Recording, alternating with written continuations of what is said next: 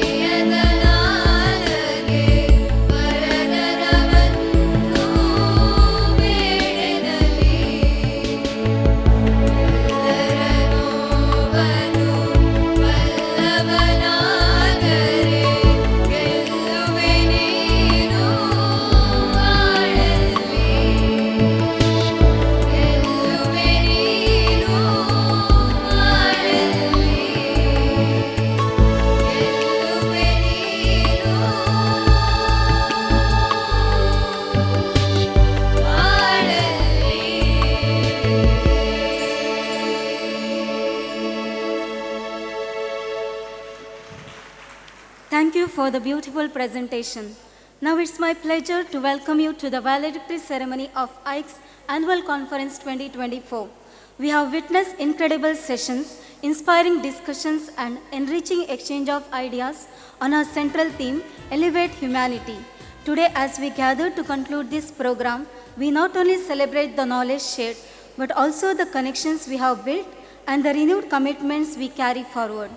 This valedictory ceremony is a moment to reflect what we have achieved together and to look forward to the impact each of us will create as we return to our respective roles. To begin this special ceremony, we are honored to have with us an exceptional panel of dignitaries who will grace our stage and their perspectives as we conclude. May I request our principal, Mrs. Abhilasha, to escort the dignitaries to the dais. Now it's my privilege to introduce our esteemed guests of today's valedictory program. We are honored to have with us Mr. K.P.RAO, respected former professor at the Manipal Institute of Technology, Professor Matthew C. Nainan, Charter President AICS, the Director, Little Rock Indian School, Mr. Manmohan Naik, President AICS, the Principal STM English Medium School Ujire, Mrs. Geeta Shashidhar, Secretary AICS, the Principal Anand Tirtha Vidyalaya Pachaka, Reverend Father Melvin Anil Lobo, Treasurer AICS, the Principal St. Aloysius Gonzaga School, Mangalore, Father Francis Arun D'Souza, Sports Secretary AICS, the Principal St. Dominic School, Polali, Mr. Vincent D'Costa, Sports Secretary AICS, the Principal Sharda Residential School, Kunjibet, Udupi, Mr. Luis Fernandez, School Secretary, Mr. Stephen Rodriguez, School Treasurer, Mrs. Abhilasha S., the Principal SMS English Medium School, Brahmawar. It's a privilege to have all our respected dignitaries with us today, and we sincerely thank each of you for being here. Now it's with great pleasure I invite Reverend Father Melvin Anil Lobo, Treasurer AICS, a dedicated leader in education and service. He is committed to fostering intellectual growth and holistic development, positively impacting many lives along the way. We are privileged to have him with us today. May I kindly request Reverend Father Melvin Anil Lobo to deliver the welcome address.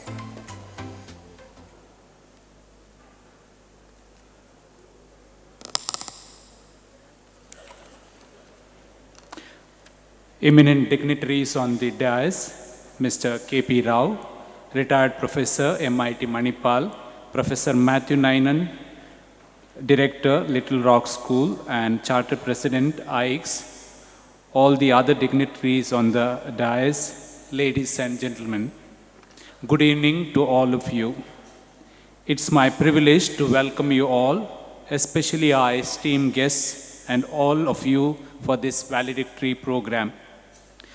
It was a wonderful experience to have been part of this conference on the theme Elevate Humanity, which reminds us that we all have a shared purpose. We are honored by the presence of our distinguished dignitaries who are on the dais to make this evening a special one. To begin with, we have with us Mr. K.P.RAO, a retired professor from MIT Manipal. It's a joy to have such a renowned personality with us. He has unique contribution to his credit of developing Kannada keyboard and software to use Kannada language on computers. He is the winner of many prestigious awards. Most interesting is that he is an alumnus of St. Aloysius College, now deemed to be university, where I am coming from, and our college has conferred the award Eminent Elogium to Mr. K.P.RAO in 2016. On behalf of AICS and all of us gathered here, I extend a warm and cordial welcome to you. Welcome, sir. Professor Matthew Nainan, Charter President of AICS and Director of Little Rock School, is an inspiring person and does not need any introduction. His vision continues to inspire us, and we are fortunate to have him with us this evening to give a concluding note.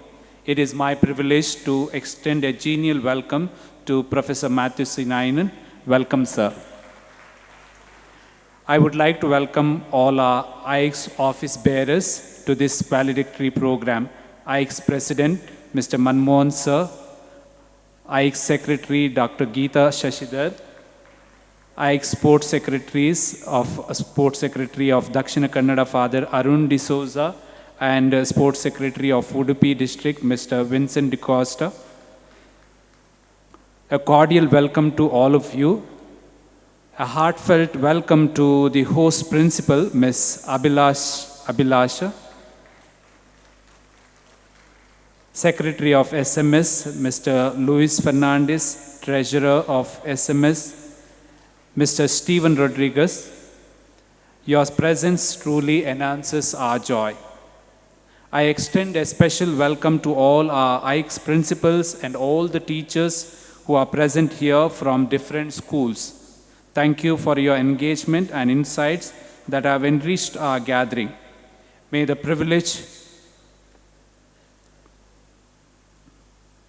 the knowledge and perspective shared here today inspire us to continue our commitment to humanity and education.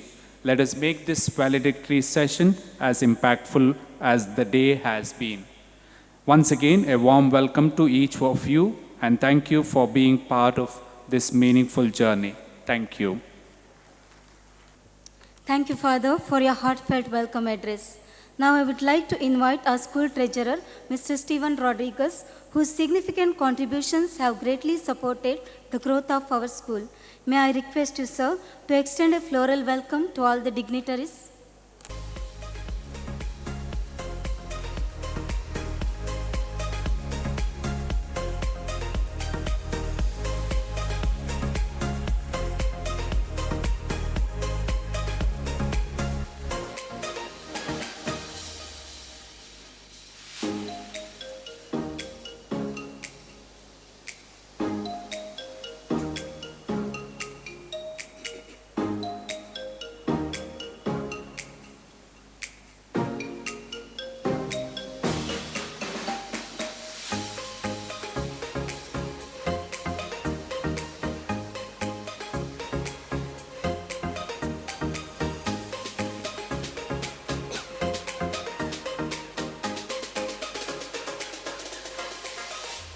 Thank you, sir.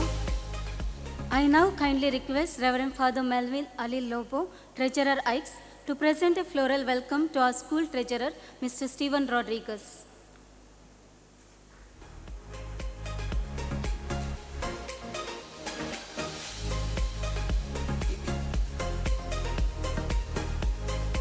Thank you, Father.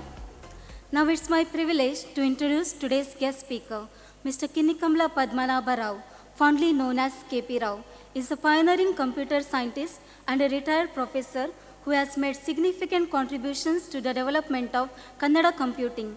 Born on February 29, 1940 in Kinnikamla, India, K.P.RAO has spent most of his career at Manipal Institute of Technology, where he taught and conducted research.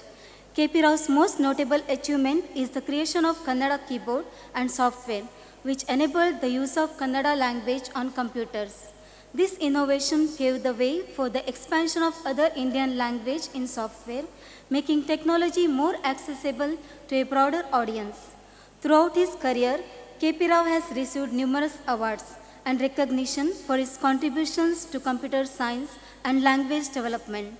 Some of his notable awards include Nudisiri Award 2009, NADOJA Teacher of State Award 2013, Karnataka Rajyosava Award 2013, Eminent Elocution Award 2016, Presidential Print Award by All India Federation of Master Printers 2021.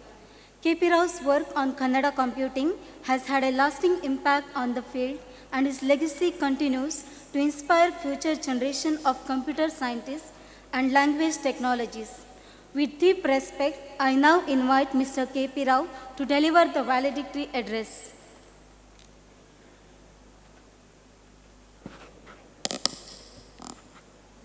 Good evening, and it is a pleasure and privilege to be on this stage to talk to you. I should start, obviously, with the simple thing, Gurubhyo Namah, salutations to all teachers of all times, of all kinds. The reason for that is something very special. One of the things that I've been learning, I'm still a student to start with. That is what the entire thing starts with.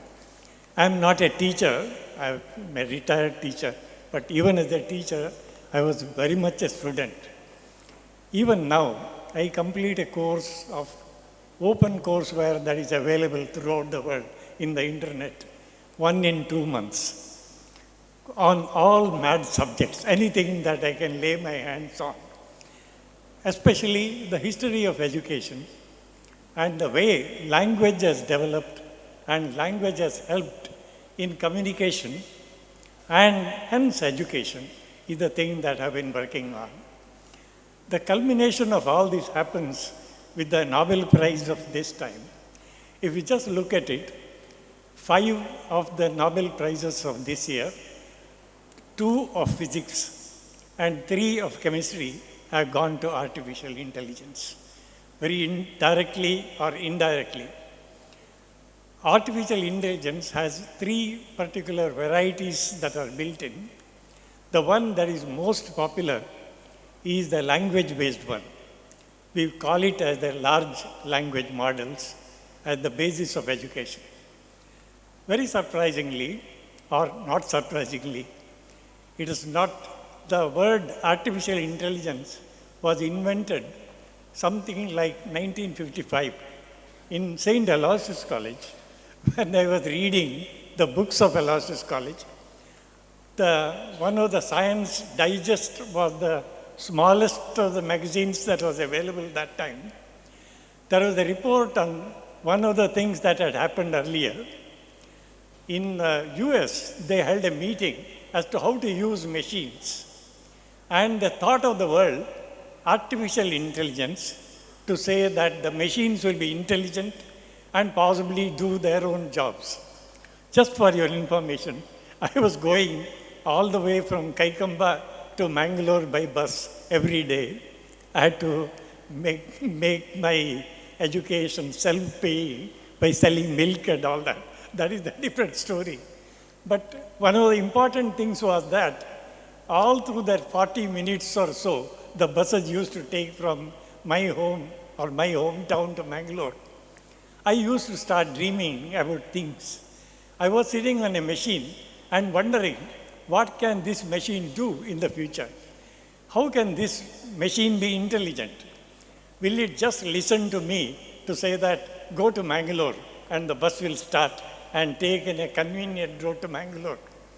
You know that this has become a reality, at least to an extent, with the Elon Musk contributions to the science of whatever that we have now called the artificial intelligence. In fact, later in my sort of a long career, I had to live and know many people who are connected with artificial intelligence today and yesterday, but it was not called that way. One of them is, Hinton, Jeffrey Hinton. I happen to know him personally, with the one who got a Nobel Prize for Physics just this time. The very idea and concept is this way, that usually most of the machines, including computers, are trained to do a particular job repeatedly. The machines do their job just as they're told to do or they're programmed to do. I was just giving an example some time back that a computer is asked to say that 2 plus 2 is equal to 4. You can't make the computer do it otherwise. You can't say that adjust it or anything of that kind. But if an intelligent machine is asked, what is 2 apples and 2 oranges? It will not say that 4 apple oranges. It may say that there are 2 baskets with 2 oranges and 2 apples in the other one. The total number is 4, but that is not all. It is in 2 baskets, is the kind of intelligence that can deliver. By now, I have already told you that most of the intelligence is linguistic. Let me just go to something which is very, very fundamental. Possibly very few people in the world can talk that way. That is why I am coming to that. Usually, most of the education that happens now in the world is based on data. Data transfer from one person called teacher to one person called student. But that technically is not education. And that is not really what is the use for education is. I'll tell you something very peculiar. When we have sort of education going from data that goes from one to the other, if instead of teaching English the way that we do, possibly we can ask the students to buy a dictionary and learn the entire thing by heart. All the English they talk is in here. Possibly with a little of a grammar, you need not know any other English. But there is something more than that in English or any other language. Linguistic intelligence means something more. It talks about the relations of the words. Or if you say that even a little more accurately, the word is given an environment or a context, as someone said some time back. When words in their context are combined together, they actually make knowledge. When these knowledgeable combinations of words arrange in a new context, they provide a wisdom. That is what finally education is supposed to give. But possibly it fails somewhere else. It just stops at possibly just the knowledge portion of it, or even a half knowledge about it, if you want to call it so, when you just sort of crunch in data to those people. Now, data itself has its own use in education, but when it is used properly in a different context. If I have to tell you that most of the education in the world, especially the ancient Sanskrit education, used to happen only by roting. You just learn the entire dictionary by heart. It doesn't give you any knowledge or wisdom. But when you are wise, you get a plethora of words to use at your convenience. You all know that there is no Sanskrit scholar around who has short of words any time in when he has to speak.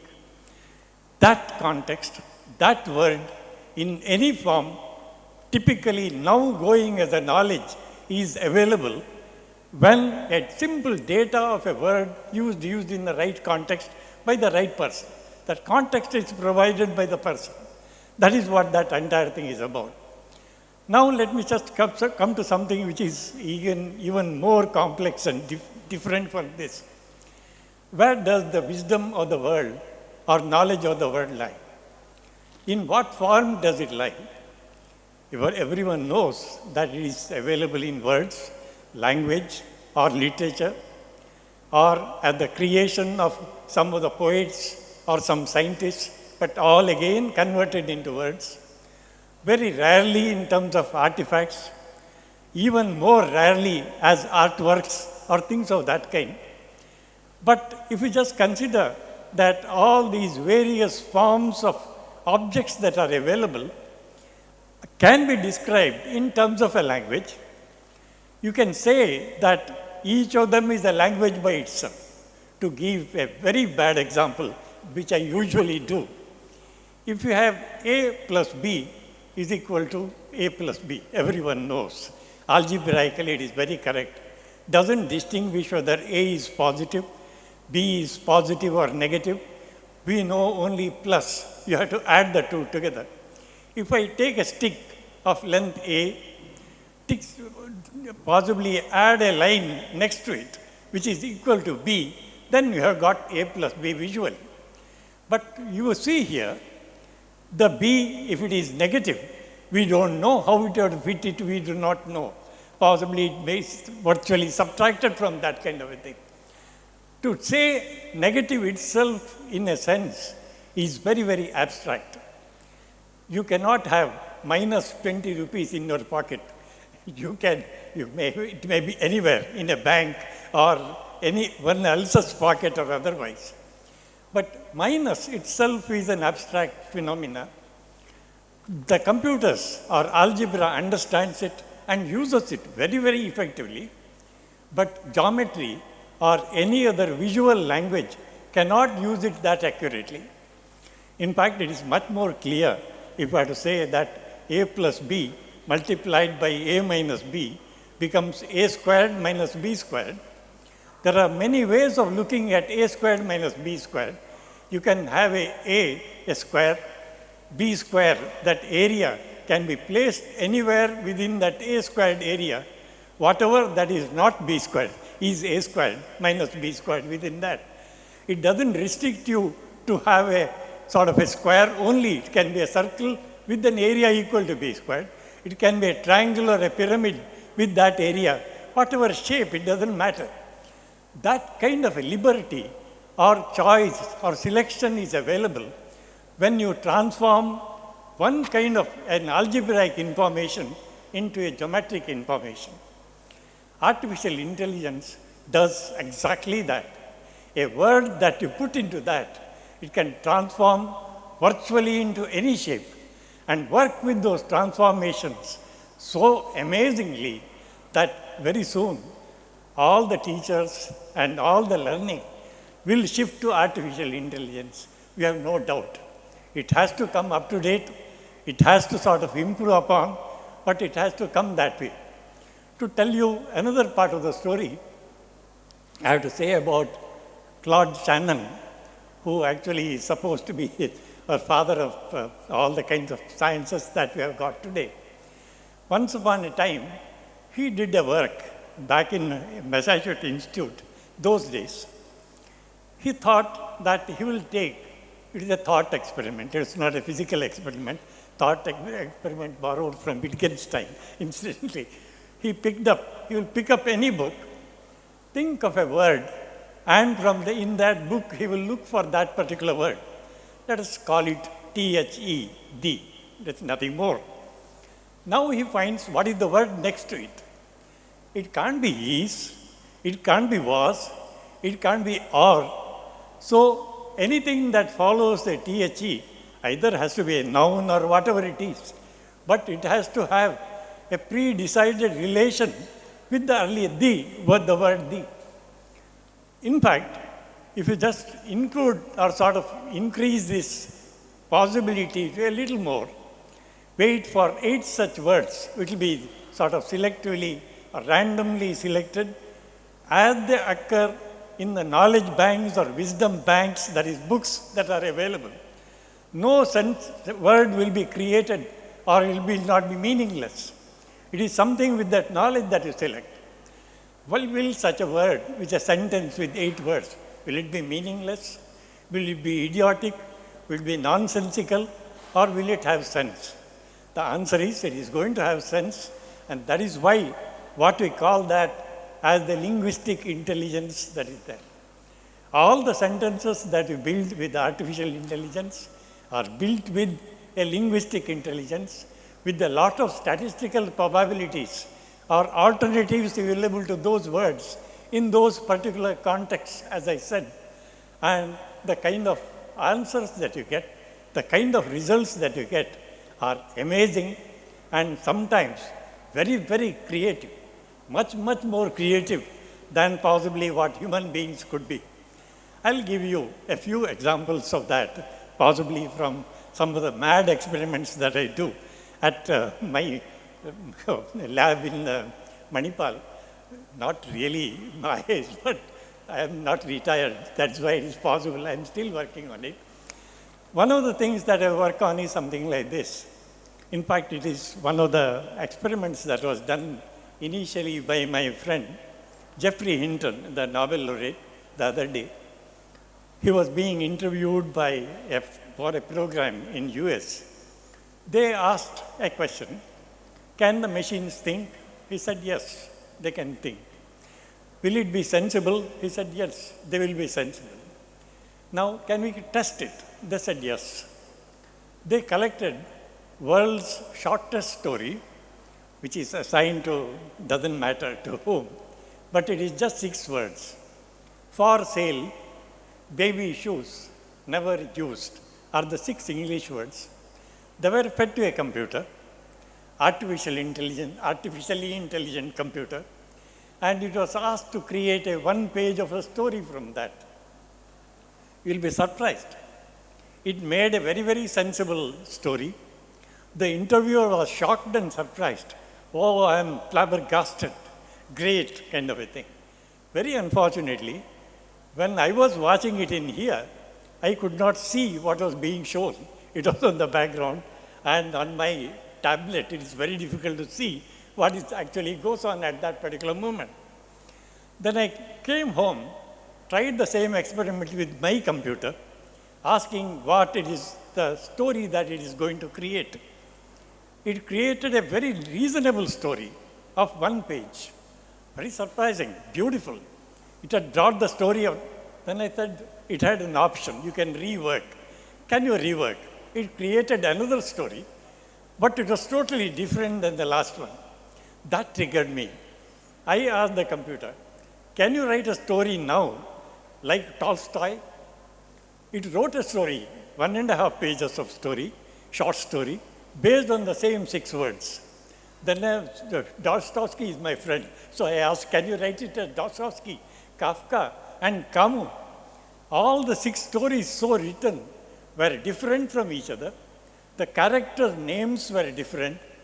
Their sort of inclusion or their relations were different. The context they had seen was ideal, but the heart of the story, the tragedy that is built into possibly a child, unborn child, let us say, or a lost child, typically means that the crux of the story, that had come out in all of them 6 beautifully. As usual, I translated the Kafka story into Kannada and showed it to a few people, and especially to a person who knew Kafka very well, but this time, no Kafka said, it was only the story. The lady looked at that story and said, Uncle, it looks exactly like a Kafka story. I said, the AI's days are done. That is the real surprise. If you could identify that, that is beautiful. Then I wanted some more trials. I came and asked my computer, what do you mean by anyone's style? Dostoevsky's style or Kafka's style and Camus' style? It gave a one-page notes in each of them. Then they again were not all that perfect, I will tell you that. All of them looked very, very similar and identical. Then again I asked the final story, can you tell me the philosophy and the real story, the heart, the emotional content of whatever that you have to write within these 6 words? That is the crux of the point. It made such a beautiful presentation of 3/4 page only, but that told me everything. My computer has understood the question that I had asked. Okay, this is the first one. There is another example that I want to give you. Within the given time, I get to stop it, so I'll just do that. Very recently, I was in Gulbarga talking about Buddhism to a lot of people in the country there. Then on the way back, I went to Kanaganahalli, a Buddhist stupa there. And when I was I was to take a train from Bijapur to Mangalore. So on the way, I thought, Pali is the language, the canonical language of the Buddhists. But I know of a town called Pali, which exists somewhere in Gujarat, in Rajasthan, next to Marwad kind of a thing. So I came and asked my computer, is there a relation between the Pali town and the Pali language? It gave me good notes to say that they're unconnected. Pali language is like this. Pali town is like this. It is a Jain town with so many Jain temples and all that. It is in Rajasthan, near to this kind of a lost civilization and all that. I didn't want to just agree with my computer. So I asked a counter question. See, Pali town appears to be Jain town. Most of the languages get their name from the place where they belong to. Tamil Nadu, for example, has Tamil. Some doesn't matter the other languages. Maharashtra has the Marathi or all that kind of a thing. But then, it's again, there is another thing, that Pali town in Rajasthan is just next to the lost civilization of Indus Valley, on which I did some work incidentally. It just happens to be next door. So it is likely that some written knowledge of language or knowledge of written language could be the undercurrent in Pali town. It is possible. Doesn't matter whether it is Brahmi or otherwise, but it is likely to have that. And there is a third point. You say it is a Jain town. Jain people are actually business people. Literacy or numeracy is one of the most urgent requirements of business and businessmen. They should know how much they owe and how much they have lent, kind of a thing at every time. So is it possible that Pali language could have originated at Pali place? You know what my computer had to tell me? It patted me on the back, almost. Said, even if it is a speculative concept, it is something beautiful, something that you have to work on. It tells you a lot of things. I agree with all the 3 points that you have said. And this is the kind of encouragement a teacher has to give to a student. And that is exactly what AI is going to be. It is the teacher of the future. It is not just one person just dumping all his information on another candidate called a student and just say that I am the ultimate. You can't go to anyone else kind of a thing. It does many, many things. Number one, when you are asking a question of computers, artificial intelligence in general, I'm not thinking about one particular intelligent program or otherwise. You are not asking just one machine or one sort of a set to do it. You are asking a collection of people. If I ask that question about Pali, possibly the computer was not just depending on one source or one notes that it has got. It consults all the other literature that is available about Pali town with all these 3 contexts that I have given.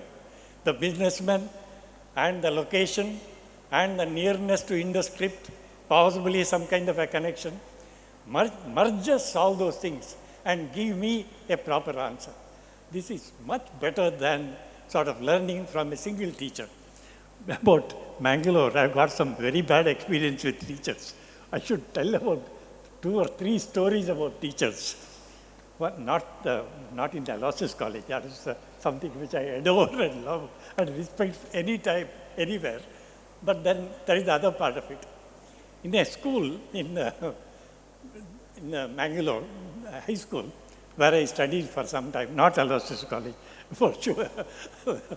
We had a maths teacher, and I was a very poor with a torn shirt, and even now I'm the only one possibly in this crowd who is below poverty line, incidentally. So that apart, I donated all the knowledge that I had about Indian languages and Indian language computing free to the computer world, so they could use it and it could develop and grow and progress.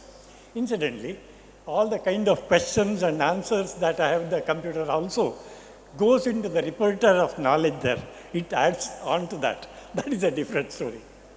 But in this case, when I was in 5th form, as we call those days, I read about Pythagoras theorem. It was being taught to us in the class. That time only about 10th. Then I had a problem. Our teacher told us, don't read or work anything on the Pythagoras problem. The proof of Pythagorean theorem is very difficult. You need not study it. They don't ask it in examinations. They ask only the corollary. The corollary you write, very, very important. Don't study this, he said. So I didn't have a book anyway, so I had no problem of studying or otherwise. I didn't have a math book. Then after a few days, I found a math book of my class from another school. And in his thing, I read the Pythagoras theorem, proof of that. I could understand every bit of it. I enjoyed it and loved it so much that I took a piece of paper, possibly a packing paper, made by him, and wrote the entire proof on that thing in pencil, brought it home, and next day, before the class started, I was showing it to the one next to me. See this, it is so beautiful. They can prove something which you cannot even imagine. To say that 3/4 squared and 4 squared it gives you a 5 squared on the other side of it is beautiful. But then, see, this is there. He's proven it so nicely. Pythagoras theorem is nice and beautiful. The teacher came and said, took his stick, told me, I told you not to read it. Why did you read it and beat me? I am very sure my computer will not do that to me. It may say that, congratulations, that you are interested in me. I'll get you some more information on whatever that is there. If you say at the end of your session, thank you, the computer says, it was nice discussing these things with you, telling a lot of stories, lot of corrections, lot of improvements. I too have improved myself. God bless you, is possibly what it had to say. Thank you very much. I'll stop at this. Thank you. Thank you, sir, for that enlightening and inspiring address. Your insights have given us so much to reflect on. We are delighted to have with us Professor Matthew C. Nainan, Charter President ICE, the Director, Little Rock Indian School, Brahmawar, a visionary leader committed to driving meaningful progress in education, whose profound contributions and perspectives have been an inspiration. It's with immense honor that I invite Professor Matthew C. Nainan to share his concluding notes. Over to you.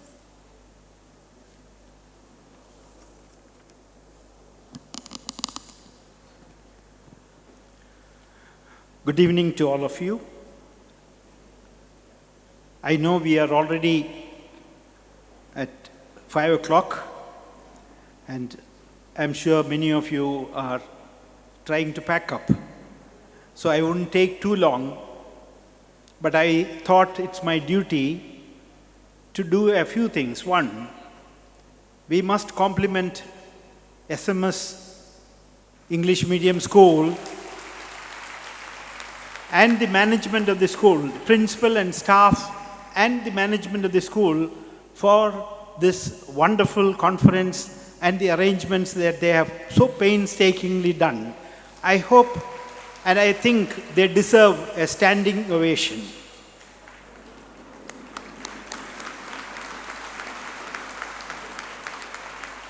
Thank you very much. It served one more purpose. Those who were dozing now are awake. I will take only 10 minutes with you. About the theme of the conference.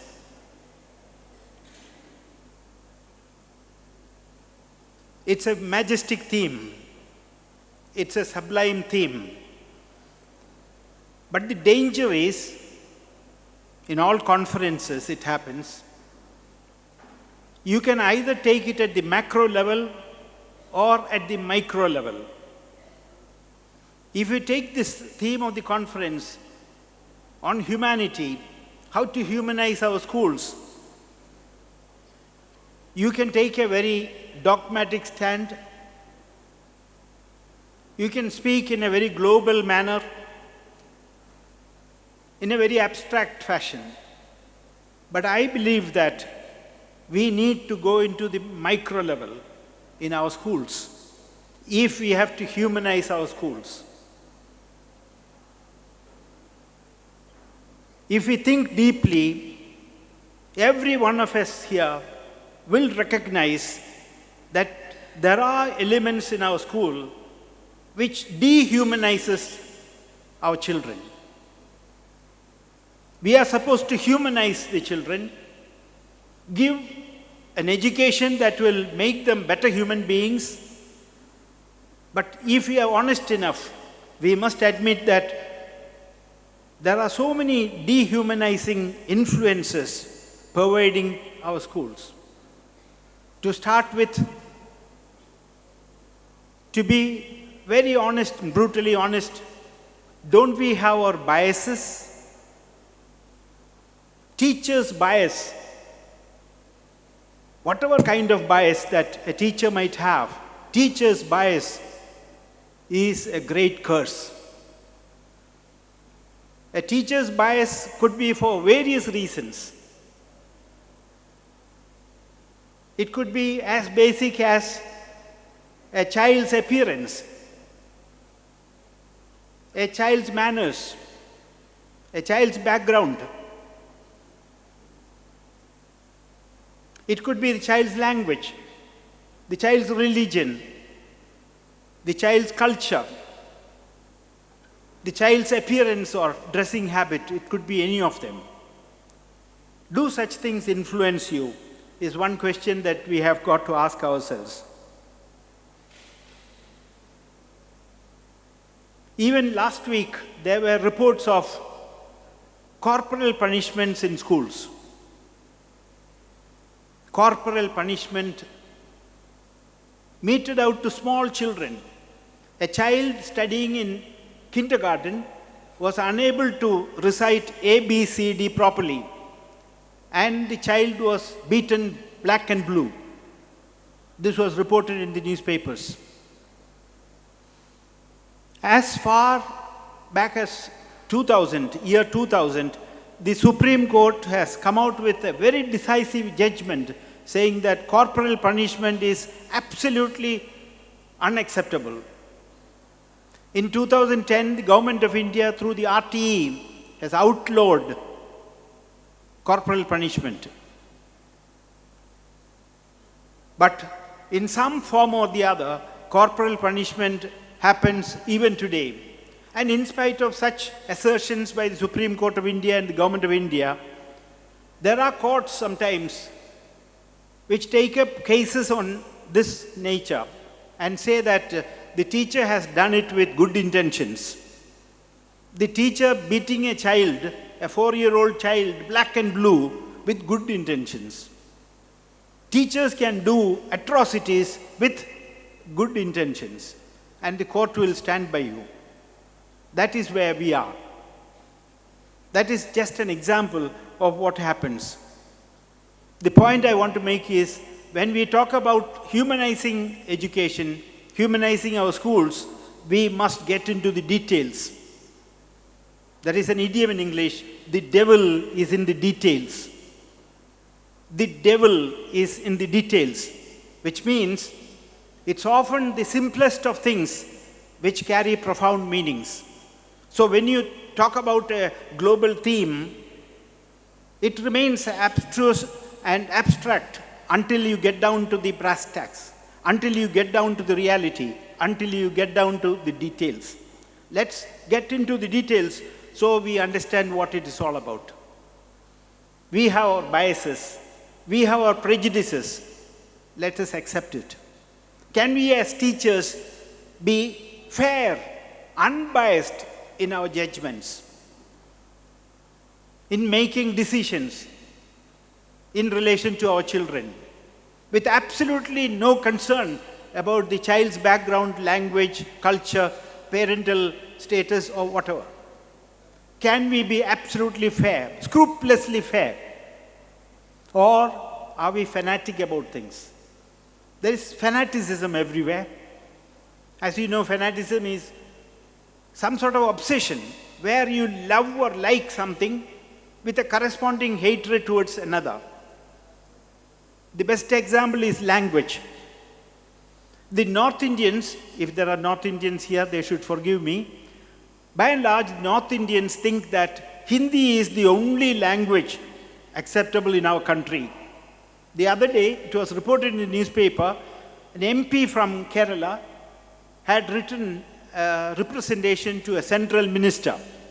And that central minister replied in Hindi.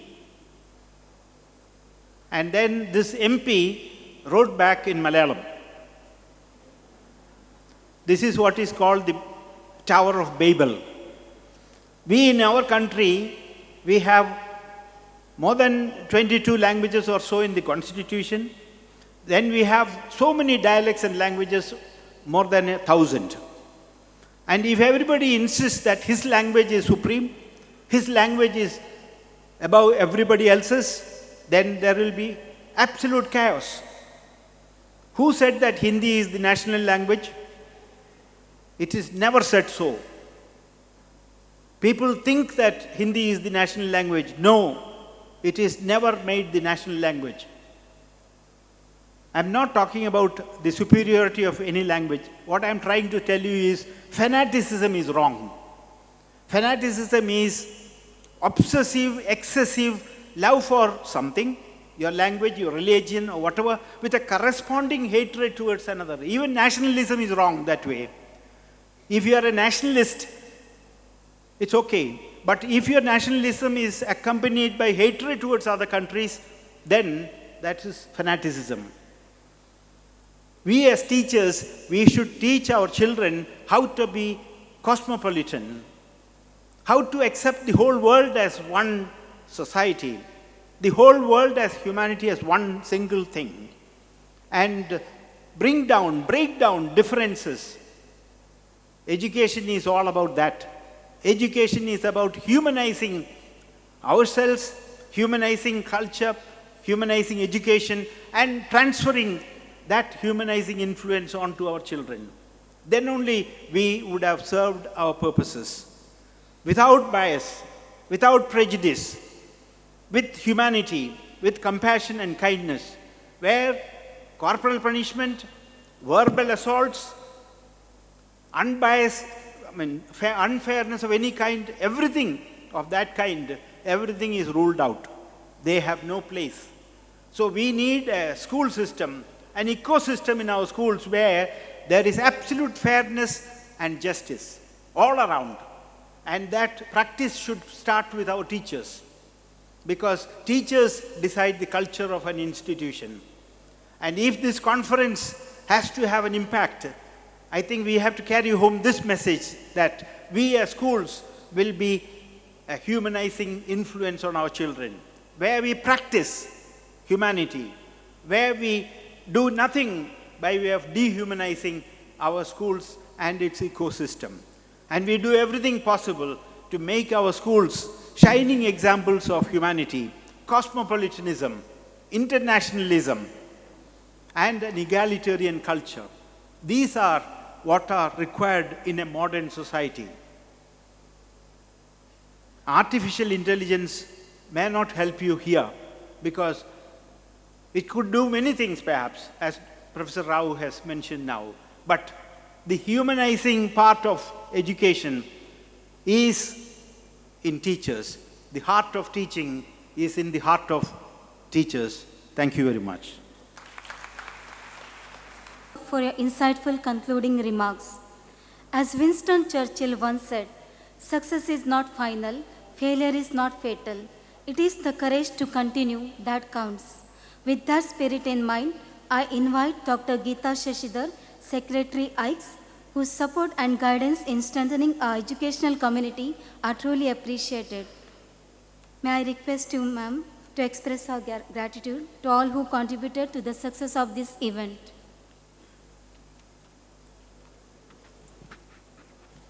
Esteemed guests, respected dignitaries on the dais, off the dais, dear fellow educators, as we gather here today to conclude the remarkable state-level educational conference on elevating humanity and rethinking education to empower humanity for the third millennium, I'm filled with a sense of inspiration, gratitude, and renewed purpose. Since morning, we have engaged in thought-provoking sessions. Right from the inaugural address, Father M.C. Matai, President of OSC Educational Society, Brahmawa, emphasized on values to be induced into education. The panel discussion between eminent speakers Dr. Rajaram Tolpadi, Dr. Neeta Inamdar, and Dr. Archana Bhatkalahalla, moderated by Shubhankar Paul, left us cognitively restructured. In the post-lunch session, we saw people who have put philosophy into practice. The 4 successful schools sharing their best practices and innovative solutions to enhance different humane values and sustainable goals into our education. The valedictory note by Mr. K.P.RAO, retired Professor MIT Manipal, made us realize the importance of letting our students dream. Just like APJ Abdul Kalam sir said, that dreams turn into reality, and this St. Aloysian student has turned so many dreams into realities. As always, listening to Professor Matthew C. Nainan sir, Charter President of ICE, is a treat for all of us. So made us introspect into our own dehumanizing biases and prejudices, and that we need to humanize ourselves as educators first. As we depart from this conference, I urge to carry forward the momentum and enthusiasm. Let's continue to strive for excellence, foster inclusive learning environment, and empower our students to become active citizens of the 20th century. To all my dear educators and my fellow principals, I offer a heartfelt gratitude for all your tireless efforts. On this occasion, I would like to express my sincere gratitude to SMS Brahmawara School Principal, Mrs. Abhilasha, and management for hosting the conference on your happy eve of the 30th successful year of the school beginning, and also for choosing this noble concept of the conference. Also, you ensured the effective implementation. My gratitude also extends to the keynote speakers, the panelists, the school staff, and the students who sang, who danced for us, the teachers who put up such a wonderful show in the morning. They all definitely gave us a taste of efficient hospitality. Your contributions have made this conference an unparalleled success. Heartfelt thanks to the President and Office Bearers of ICE, the Conference Advisory Committee, for their initiatives, suggestions, and their presence. My gratitude also extends to the members of the press for the effective coverage, also to the SMS staff, the technical staff, relentlessly doing their photography and videography from morning. Thank you once again to all of you. God bless us all. Thank you. Thank you, madam, for your thoughtful vote of thanks. As we approach the conclusion of our ceremony, it is a tradition to express our gratitude to our esteemed guests for their invaluable contributions. Now I would like to invite Mr. Luis Fernandez, our dedicated school secretary, who consistently prioritizes school activities and provides unwavering support to ensure the smooth functioning of our institution. May I request you, sir, to present a memento to our renowned dignitaries, Mr. K.P.RAO and Professor Matthew C. Nainan, as a token of our gratitude for their invaluable contributions and insights.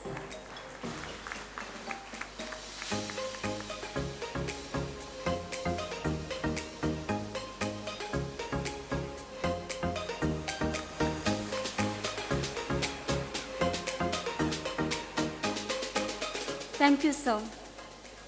Now I would like to request all the dignitaries and delegates to kindly rise for the national anthem.